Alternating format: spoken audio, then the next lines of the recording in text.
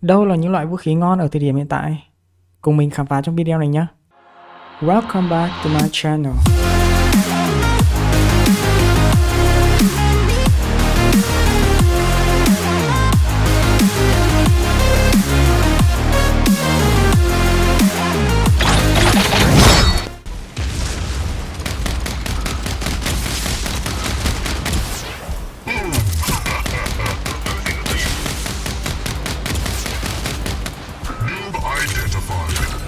Rắn lục. Khẩu này với cái đặc tính là kẻ kết liễu, gây sát thương đạn ổn định và bắn một tên lửa cực mạnh mỗi khi đủ 8 phát bắn đơn. Và chắc chắn là đầu đạn này gây sát thương rất là lớn nhá. Sau khi khóa mục tiêu thì đầu đạn tên lửa này nó có thể đuổi theo và các bạn không cần ngắm thủ công. Tất nhiên là trong một cái phạm vi góc quay hơi hẹp một chút nhá, chứ còn quay rộng quá nó không thể đuổi được như phóng lao cả pháo xoáy đâu. Tầm bắn thì từ 90 cho đến tận 120 m thì sẽ giúp các bạn có thể kiểm soát bản đồ rất là tốt. Ngoài ra thì cái đầu đạn tên lửa này nó cũng có một cái kiểu phạm vi nổ ấy. Nếu mà các bạn đôi khi bắn hơi hụt đối phương chút thì vẫn có thể tự tin là có điểm hạ gục nhá. Về cơ bản thì khẩu rắn lục này nó ấn tượng bởi cái đầu đạn tên lửa sát thương lớn thôi. Còn đâu những cái phát bắn đơn của nó cứ tạch cũng không quá ấn tượng. Nhưng mà kiểu 8 phát bắn nó cũng không quá lâu đâu. Mọi người cứ bắn một chút là có đầu đạn tên lửa nó bay ra là lại cứ một cục HP ra đi. Nhìn cũng khá là thích mắt. Băng đạn thì tầm 40 viên. Nó đủ cho các bạn solo cả với những con tanh kiểu là Bastion, Onyx hoặc là mấy con kiểu support nhưng mà HP nó cũng nhiều nhá. Và chắc chắn là cũng phù hợp để đối phó với mod rồi.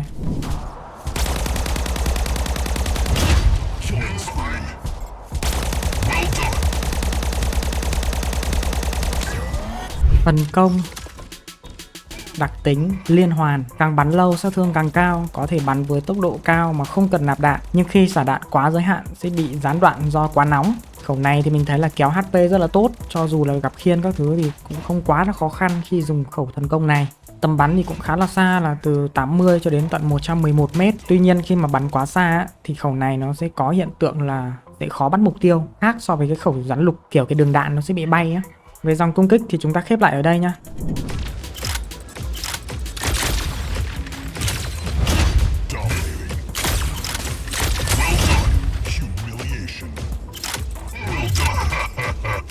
Súng nhiễu. Súng nhiễu đặc tính tàn phá, mỗi phát bắn gây sát thương theo đường bay và lan ra khi va chạm. Khẩu này thì bây giờ các bạn cũng thấy là quá là quốc dân rồi, sát thương vô cùng là khủng. Đặc biệt là cái cách thức mà khẩu này nó tấn công cũng rất là khó chịu.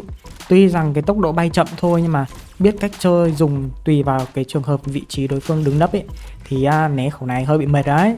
Sát thương mà bắn được kiểu là dưới chân này, mạn sườn này hoặc lên trên đỉnh đầu ấy thì những cái kỹ năng ẩn nấp hoặc là phòng thủ của đối phương đôi khi là vô dụng khi mà các bạn cầm khẩu súng nhiễu nhá.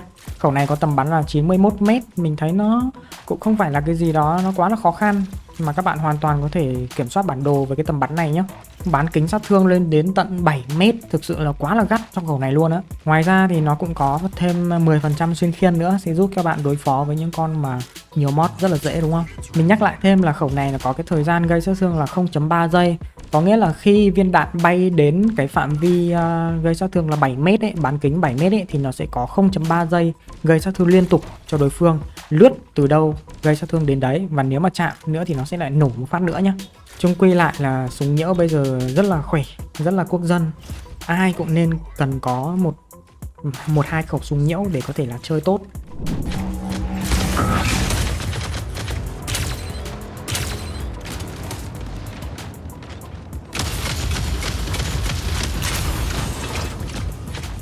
Pháo bão tố. Đặc tính phá khiên, bắn một loạt tên lửa gây thêm sát thương lên khiên chắn. Có thể nói đây là một khẩu vũ khí trong meta hiện tại vô cùng là khỏe. Cho dù là gặp những con có khiên hay là không có khiên ấy thì thực sự đối đầu với nó là một cơn ác mộng. Bán kính sát thương mặc định là 7.5 m. Nếu mà còn có tăng thêm bởi cái ghép ấy thì né tránh khẩu này rất là khó. Sát thương nó gây ra cho những cái lớp khiên chắn kể cả mod là được tăng lên 50%. Bởi vậy cho dù các bạn dùng mod hay dùng những con có khiên chắn thì phải cực kỳ e dè nếu như đối phương dùng pháo bão tố nhá. Tầm bắn là 160.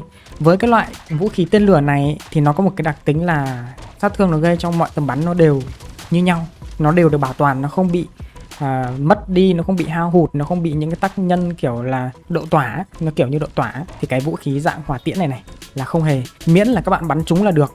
Mà bắn trúng với hỏa tiễn thì nó hơi khó đúng không? Nhưng mà hỏa tiễn mà có thêm phạm vi nổ thì bắn xa nó sẽ dễ hơn. Các bạn chỉ cần canh vào những cái vật thể và những cái địa hình, các bạn bắn nổ gần đối tượng thì đảm bảo là lượng sát thương các bạn gây ra là vô cùng khủng khiếp. Băng đạn 8 viên, nạp đạn thì mất 11 giây, bởi vậy mà chơi khẩu này thì vô cùng là cần cái cấy ghép giảm cái thời gian nạp đạn nhé.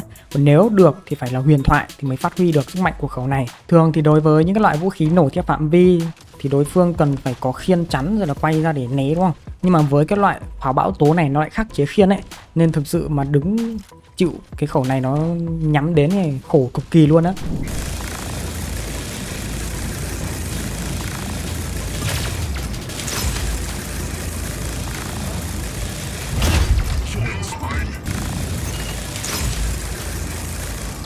Tia trọng lực.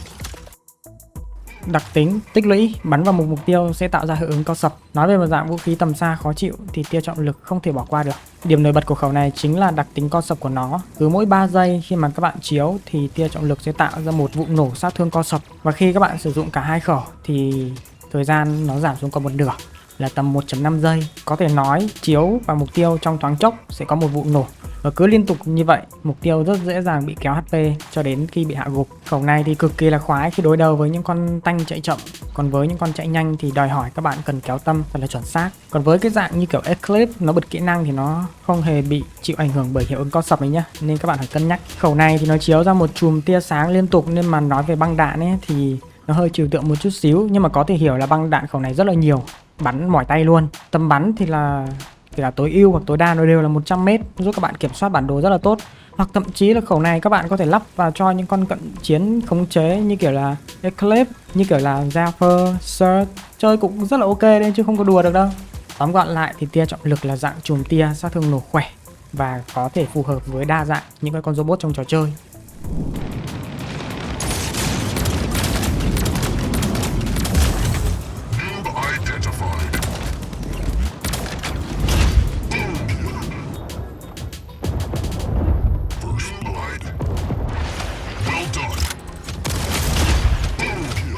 Tiếp theo là đến dòng vũ khí cận chiến. Ở đây thì chắc chắn là có hai ứng cử viên rất là sáng giá ở cái meta hiện tại.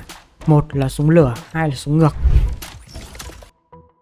Chắc chắn các bạn sẽ bảo là ngày trước mình chơi súng ngược lắm mà, chơi súng ngược ghê lắm mà, sao bây giờ lại bảo là súng ngược meta nọ kia. Thì ngày trước đúng là mình chơi súng ngược và bây giờ mình vẫn có cái khía cạnh chơi súng ngược, bởi vì nó không phù hợp cho nhiều con robot. Ví dụ mà các bạn lắp súng lửa đi, các bạn lắp súng lửa các bạn có thể lắp cho cả những con đi bộ cũng được, nó không đến nỗi nào quá là tệ. Tuy nhiên nếu mà bạn lắp súng ngược cho những con mà đi bộ đơn giản như vậy, không có tốc độ chạy quá là cao ấy, thì thực sự là nó không hiệu quả. Nó dễ tránh né và nó cũng không phải là cái gì đó nó quá là ghê. Nhưng mà khi mà dùng súng ngược thực sự cho những con cận chiến như kiểu là Eclipse hay là Surge thì nó lại là một cơn ác mộng. Mình phải khẳng định với các bạn như vậy.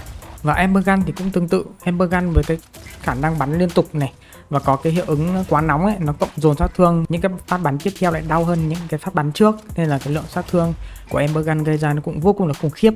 Còn súng ngược thì nó kiểu bắn liên tục, bắn ra sau lưng rồi lại quay về, ra sau lưng quay về, như thế thì lượng sát thương của nó cũng quá là ghê gớm luôn. Súng lửa thì nó có thêm cái độ phân tán. Độ phân tán sẽ giúp cho một số trường hợp các bạn có thể ăn double kill, triple kill, cho dù là các bạn không chĩa hẳn khẩu súng đó vào cả 3 con mà đôi khi chỉ cần bắn vào một con thôi, nhưng mà 2-3 con còn lại nó đứng hơi gần chút xíu ấy, các bạn có thể hạ gục được.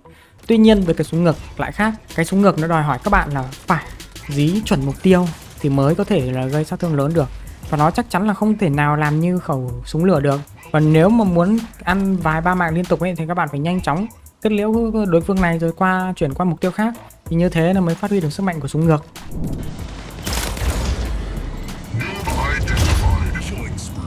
Siêu pháo. Đây sẽ chính là ứng cử viên đầu tiên trong dòng bắn tỉa. Nhưng mà có một cái điểm trừ mình thấy là rất là thiệt thòi cho siêu pháo, đó là thời gian nạp đạn của nó quá là lâu. Cho dù là mình có một cái cấy ghép huyền thoại nạp đạn đi chăng nữa thì mình vẫn cảm thấy rằng rất là thiếu. Đặc tính trừng phạt. Mỗi đòn đánh từ vũ khí này sẽ tàn phá ngay cả những con robot mạnh nhất. Trên thực tế thì mình cũng kiểu không hiểu cái đặc tính này cho lắm. Nó cũng chỉ ghi một cái chung chung như vậy thôi, không cụ thể là như thế nào cả. Bây giờ gặp mod thì mình lại càng thấy là cái đặc tính này nó khá là nhạt nhòa và nó không có gì ấn tượng khi mà mình dùng khẩu này hết á. Nhưng chắc chắn rồi, phải thừa nhận khẩu này sát thương to. Tầm bắn của siêu pháo là từ 120 đến 165 mét, quá là xa đúng không? Mà hơn hết khẩu này nó còn có thêm cái ghép là tăng tầm bắn nữa. Và có một cái điều tuyệt vời của siêu pháo là bắn ở mọi tầm. Cho dù là cận chiến hoặc tầm xa thì cái lượng sát thương của nó cũng không bị giảm như các cái loại vũ khí bắn tỉa khác.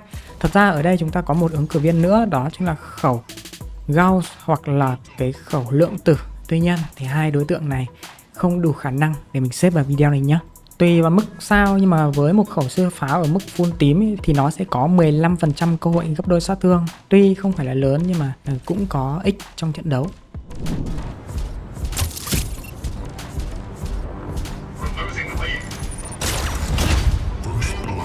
Aim Rifle. Ở thời điểm hiện tại với vị trí bắn tỉa thì chắc chắn mình có thể khẳng định một cách chắc nịch, đó chính là bắn tỉa aim là khẩu bắn tỉa yêu thích và mình cảm thấy là ok, mạnh nhất. Cái đặc tính của nó là cường kích. Vũ khí này có khả năng bắn gấp đôi sát thương. Rất là đơn giản đúng không? Trong khi siêu pháo nó cũng có cái tỷ lệ gấp đôi sát thương mà nó lại có cái đặc tính là trừng phạt. Đó là lý do tại sao mình bảo là mình thực sự là cũng không hiểu cho lắm mà thấy nó khá là mờ nhạt. Bởi vì các bạn bắn thì luôn luôn chờ đợi vào những cái phát bắn gấp đôi sát thương đúng không? Thì cái trừng phạt ấy nói lên điều gì? Quay lại với bắn tỉa em nào. Khẩu này thì có tầm bắn tối ưu từ 75m và tầm bắn tối đa là 165m. Phải nói là tầm bắn của khẩu này cũng lớn, không hề nhỏ một chút nào cả. Nhưng mà có một cái điểm trừ là khi mà bắn gần ấy, thì nó có một cái lượng sát thương không được quá là dồi dào, nhưng mà trên tổng thể thì nó vẫn là cao. Cũng như cái đặc tính của nó thôi, cơ hội gấp đôi sát thương khi mà lên mức tím là lên tới hơn 50%, cụ thể là 55. Thì đó chính là lý do mà giúp khẩu này có những cái phát bắn gọi là thần sầu. Tưởng như là không được, thế mà lại được. Tưởng như là không bị hạ, thế mà lại bị hạ. Nó hay ở cái chỗ ý. Và cho dù là đối đầu với những mod ở thời điểm hiện tại thì mình thấy là bắn tỉa em vẫn làm rất là tốt cái nhiệm vụ của nó. Thời gian nạp đạn thì cực kỳ nhanh, nó đâu đó có 5.3 giây. Và tất nhiên rồi, thêm cái ghép nữa thì quá là nhanh đúng không? Quy tụ lại ở khẩu bắn tỉa em là gì? Sát thương lớn này, nạp đạn nhanh, tầm bắn xa. Các bạn còn đòi hỏi gì ở một vũ khí bắn tỉa nữa đúng không? Bật mí với các bạn là chuẩn bị có một khẩu bắn tỉa huyền thoại nữa chuẩn bị mắt. Thì để xem nó có xứng đáng được lọt vào video này trong những cái số tiếp theo hay không nhé.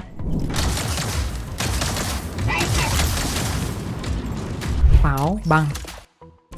Tiếp đến dòng tỏa, ứng cử viên đầu tiên mình muốn nói đến đó chính là pháo băng. Đặc tính chậm lại, slow motion. Bắn liên tục sẽ gây ra hiệu ứng tĩnh điện và làm chậm mục tiêu đáng kể.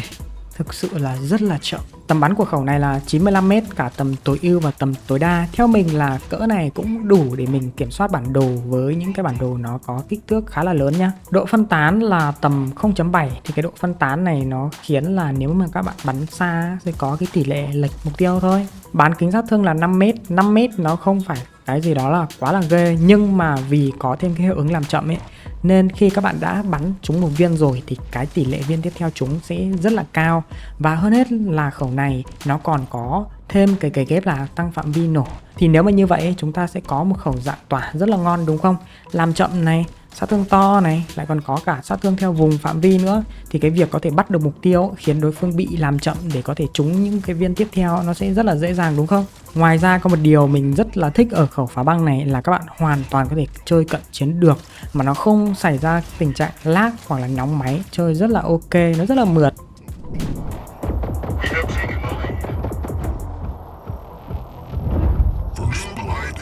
Súng keo.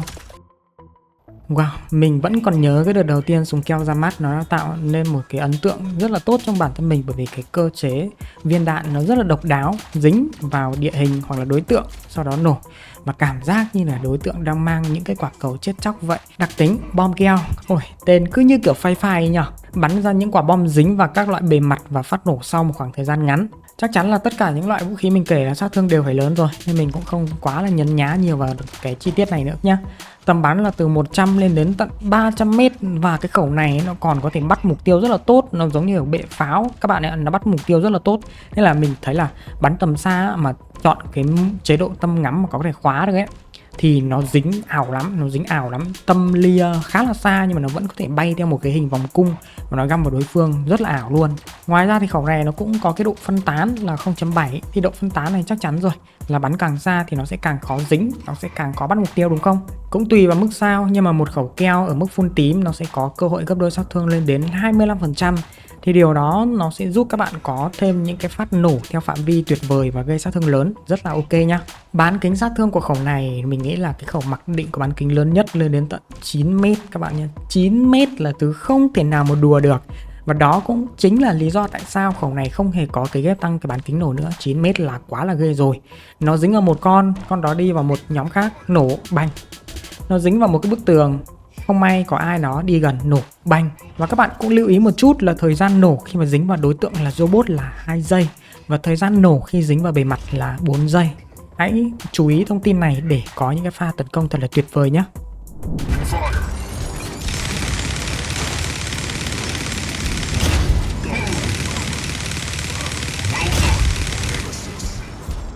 Minigun. Vâng, đúng rồi. Cá nhân mình thì mình thấy là với cái dòng hạng nặng thì chỉ có minigun là top 1 trong lòng mình thôi. Mình thì chắc chắn là mình chơi rất nhiều khẩu rồi, mình thấy là như vậy. Còn các bạn nếu mà không đồng ý, nếu có ai đó không đồng ý thì hãy bình luận phản biện bên dưới, phân tích thật là kỹ nha. Đặc tính trấn áp, cho phép khai hỏa trấn áp liên tục. Nếu mà đọc qua thì các bạn sẽ không quá là ấn tượng. Mọi người chỉ cần nhớ với mình là minigun được mình mệnh danh là máy cày MA. Các bạn cũng hiểu rồi, trước nòng casting chúng sinh bình đẳng. Cái khẩu này nó sấy thì mod rồi là khiên rồi là tanh rồi là trâu là bay hết. Chỉ có những con nào mà chạy quá là nhanh thì ok, những người điều khiển tâm không tốt thì còn né được. Chứ còn không ấy là xác định cái băng đạn của nó thực sự quá là lớn và sát thương nó gọi là quá là dồi dào, quá là dinh dưỡng các bạn ạ. Quá nhiều dinh dưỡng cho một băng đạn minigun. Tuy nhiên minigun có một cái điểm trừ, không, có 2 điểm trừ. Một là nó khiến cho chủ thể có cái tốc độ xoay người chậm. Thì vì cái tốc độ xoay người chậm này nó khiến cho những cái con mà trinh sát ấy nó có thể dễ dàng né. Đó là lý do mình bảo là phải di tâm thật là tốt. Cái thứ hai là cái độ tỏa. Cái độ tỏa là cái điểm trừ lớn nhất của khẩu này. Nếu như mà các bạn không có cái ghép để giảm cái độ tỏa này xuống ấy, thì việc các bạn có thể chơi minigun hiệu quả là rất là chán. Thì có cái ghép giảm cái độ tỏa sẽ giúp minigun sấy tầm trung hoặc là xa hơn một chút rất là tuyệt vời. HP các thứ có gọi là bay như tờ giấy luôn. Quên mất, cũng có một cái điểm trừ nữa của minigun là nạp đạn rất là lâu. Nhưng mà các bạn cũng nên nhớ là thời gian để nó xả hết một băng đạn ấy cũng rất là lâu. Nên một băng đạn của khẩu minigun cả hai bên ấy, nó có thể một phát tiễn cả 5 người bên kia bay đi mà còn không hiểu chuyện gì xảy ra nhé. Tầm bắn của khẩu này là từ 55 đến 100m. Theo mình là minigun nên bắn từ tầm trung đổ lại thôi. Còn bắn với xa quá thì nó cũng bình thường. Nhưng mà nếu mà trong tầm trung đổ lại thì bắn cực kỳ là gắt nha. Độ phân tán chắc chắn rồi, nó lên đến là 2.4. Đó là lý do các bạn rất cần cái cấy ghép để giảm cái độ phân tán này xuống nhé. Và cuối cùng thì mình muốn đá nhẹ qua về cái phần vũ khí điều khiển. Phải nói là ở thời điểm hiện tại ấy, vũ khí điều khiển không khiến mình quá ấn tượng nữa. Nhưng mà vẫn có 2 ứng cử viên mình muốn nói trong video này. Đó chính là pháo xoáy và bệ pháo. Mình không muốn phân tích quá nhiều về 2 khẩu này nữa. Nhưng mà cảm giác của mình đơn giản là nếu không cho vào video này thì mình cảm thấy là sai. Nhưng mà nếu cho vào video này với một cái vị trí nhấn thật là mạnh ấy, thì mình cũng cảm giác là nó không xứng. Đấy, thì các bạn hy vọng là hiểu cho mình là nếu mà nói thực sự là meta thì mình cũng rất là chần chừ. Nhưng mà nói thực sự là yếu đến nỗi không đủ khả năng để vào video này của mình ấy, thì mình cảm thấy là nó cũng không phải. Nó cứ lửng lơ như vậy các bạn. Nó kiểu là trên tình bạn mà dưới tình yêu ấy. Đấy, nó kiểu như vậy á, rất là khó nói luôn á. Thì mình cứ cho 2 ứng cử viên này vào video để các bạn nếu mà có đang dùng thì mọi người bảo mình đang cảm nhận nó là như vậy. Nó không phải là không được, nhưng mà nó cũng không phải là nó meta, thì mọi người cũng thì đó là tùy các bạn nhé. Video của mình hôm nay đến đây thôi. Hy vọng là có một video ngắn gọn xúc tích giới thiệu đến mọi người để các bạn nếu như mà phân vân ấy có thể là lựa chọn đầu tư những loại vũ khí khỏe, cực kỳ khỏe để chiến trong phiên bản hiện tại nhé. Còn các bạn yên tâm, cho dù là những cái loại vũ khí mình không kể tên ở trong đây ấy, nhưng mà nó ở mức chơi khá tốt hoặc là tốt ấy, mọi người vẫn có thể chơi thoải mái. Tuy nhiên ấy, nếu mà gặp những loại vũ khí chuẩn meta, các bạn sẽ có phần thiệt thòi hơn, điều đó là chắc chắn nha. Và nếu thấy video hay, hữu ích thì đừng quên like và đăng ký kênh ủng hộ mình nhé. Hẹn gặp lại các bạn trong những video tiếp theo. Bye bye.